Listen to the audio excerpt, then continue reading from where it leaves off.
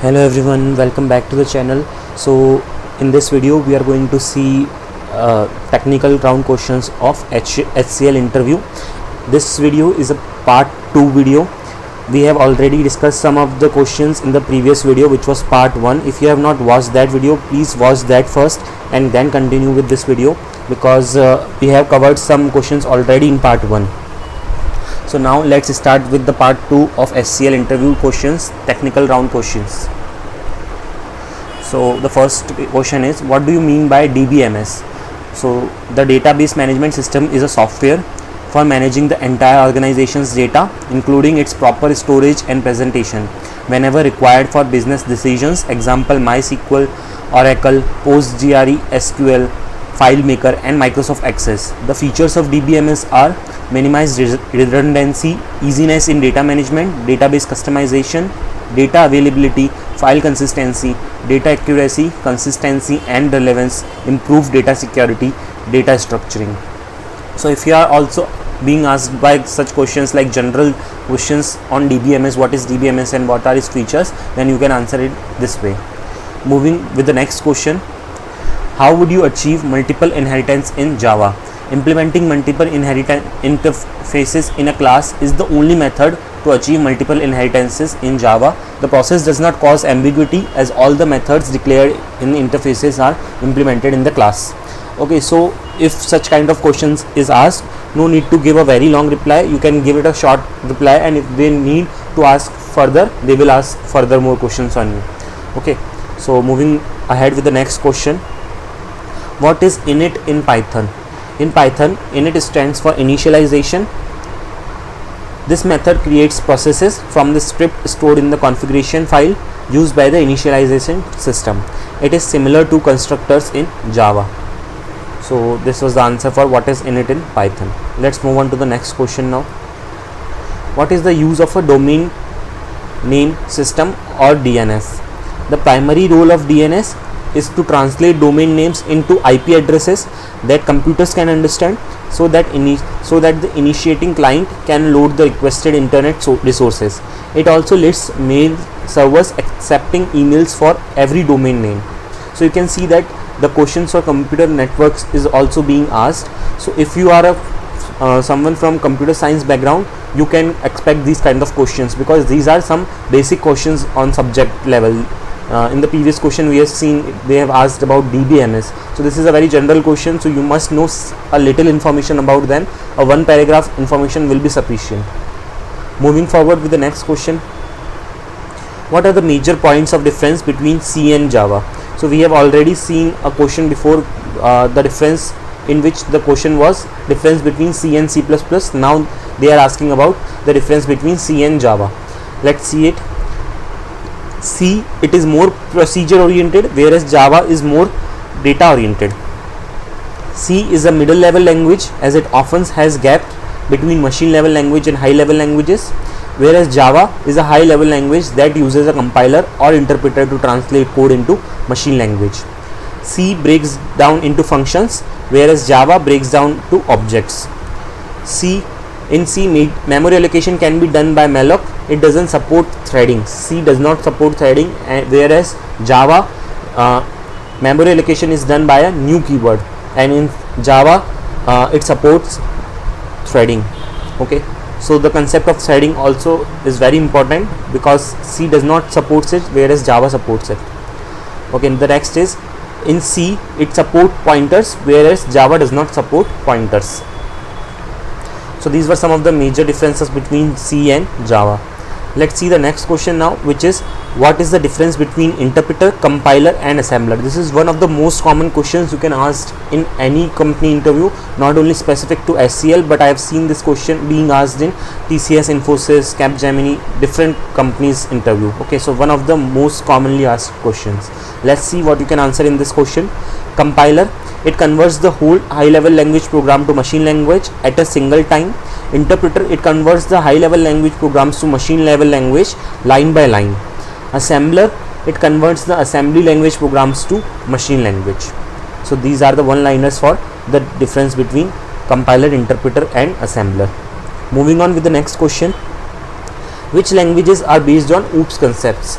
So languages like C++, Java, Python and C# are based on OOPS concepts. So we have already seen the difference between C and C++. So C was not supporting OOPS, whereas C++ was supporting OOPS. Also we have seen the difference between C and Java. In the same way, C was not supporting OOPS concepts, whereas Java was supporting it. And also the latest, like the new technologies or languages like Python and C# also supports OOPS concepts. Moving forward, what operating systems have you worked with? Which one do you prefer the most and why? Software engineers, if you are a software engineer, then you can mention Unix, Linux, Windows or any other operating system along with advantages while answering this SSL interview question. Okay, so if you are a software engineer, you can answer in this way. For example, Linux is fast and efficient.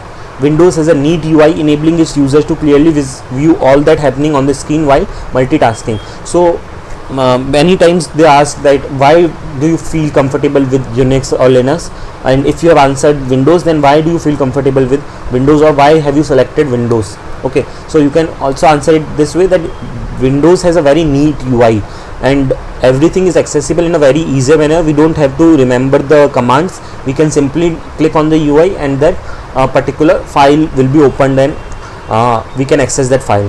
Whereas if you like Unix or Linux, then you can say that it is very fast and it can be like we just simply have to remember the command for it. We will run the command for it and it will be accessible to us. So moving with the next question, which is, can a class be final? Yes, a class can be final and its subclass cannot be created. Let's see the next question now. Can a class be private? Nested or inner class can be private as the outer class can access them. A top level class cannot be private as it would be completely useless when none would have access to it. So this can be an answer for can a class be private. Let's see the next question now. What is the collection framework? A collection framework allows storage and retrieval of group of objects that can be easily modified, searched, removed, sorted or added. For example, list, map, set. Okay, so these are the examples of the collection framework. Moving on with the next question, which is, explain how HashMap works. HashMap work on the hashing principle, wherein an object is converted into integer from using the hashcode function method. The hashcode method is called using the getKey method. The returned hash value is then used to find the bucket location of the key value pairs stored as entry objects. So this was the working of HashMap. Moving on with the next question, how is the application context different from the Bean Factory?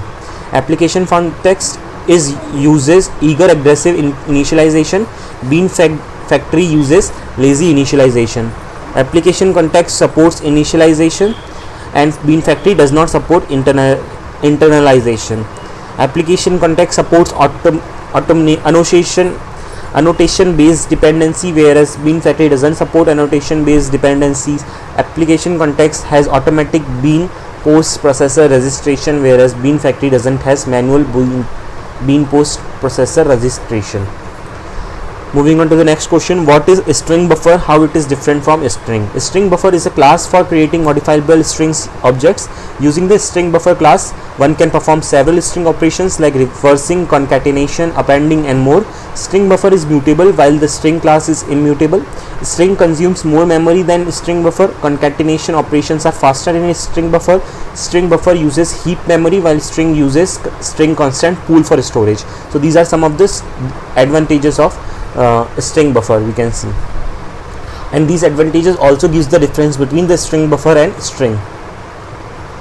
Let's see the next question, which is, what are the major differences between a hash table and hash map? One of the most important questions from the perspective of data structures. So hash table is synchronized, whereas hash map is not synchronized. Hash table doesn't allow any null key or null value, whereas hash map allows one null key and multiple null values. So hash table is slow, whereas hash map is faster. Hash table is traversed by iterator and enumeration. Hash map is traversed by iterators. Hash table inherits a dictionary class, whereas hash map inherits the abstract map class. So these were the important differences between hash table and hash map. There are many differences between them, but we have covered few only, because we don't have to stretch our answer. Write a program to reverse a string. So you can also expect some of the basic level questions if you are from computer science, or even if you are not from any computer related branch, you can expect some of the basic codes. So you can see that a very simple code has been written, where we have first of all declared a character array, and then we have printed a line on the screen which will say enter your string, and then we have taken the string, we have used the function string reverse for reversing the string that we have taken input from the user. Then we have printed a statement which is reverse of the entered string is, and then we have printed our reverse string. Okay, so this was the basic question related to reversing a string, and you can type the code. It is not compulsory that you need to write the exact code and compile it. You can even give the logic, and the interval will be suffice with it. So the next question is, what are threads? An operating system has multiple processes going on simultaneously. These processes are divided into small execution units called threads. They allow parallel processing, making the system fast. Thread process their resources for execution and memory space. The two types of threads are user threads and kernel threads. So threads is one of the major important concept of operating system. If you have studied operating systems as your subject in your curriculum, then you must have studied in detail about the threads. But for like giving a short explanation or short answer for what are threads, this answer will be more than sufficient. So with this, we have reached to the end of this video, and this video will be continued in the next part. We have covered some questions in this video, and we will continue to cover most of the technical questions in the next video. So if you have liked the video, please subscribe to our channel. If you are new, please subscribe, and you can see more such videos in the playlist section, where we have discussed the interview experiences of different other companies like TCS, Infosys, and also many other different companies. So thanks and all the best for your upcoming interview.